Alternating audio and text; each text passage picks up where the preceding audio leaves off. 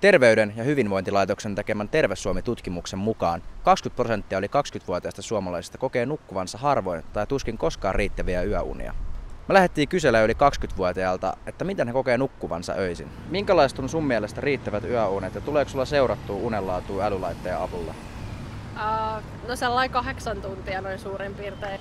No ei tule seurattua älylaitteen avulla unenlaatua, että mulla on joskus ollut Apple Watchin, mitä mä oon koittanut käyttää.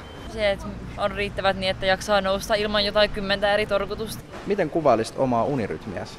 Oma unirytmi on, mä nukahdan tosi hyvin, mä menen myöhään nukkumaan ja mulla on mahdollisuus nukkua silleen pitkään, että mulla ei ole mitään tarkkaa aikaa, mun pitää herää, mutta yleensä herään 90 aikaa. Se vaihtelee tosi paljon, että yleensä yritän mennä aika aikaisin nukkumaan, mutta on paljon tällainen opiskelijan tapahtumia, minkä takia sitten menee välillä vähän aikaisempaan tai myöhempään. Aika vaihteleva, riippuu just vähän, silleen, mulla on välillä töitä aika paljon, niin silleen myöhään, niin silloin tulee nukuttua vähemmän. Mitä asioita otat huomioon, että sun yöunet olisi laadukkaat? Kyllä mä yritän välttää kofeiinia silleen.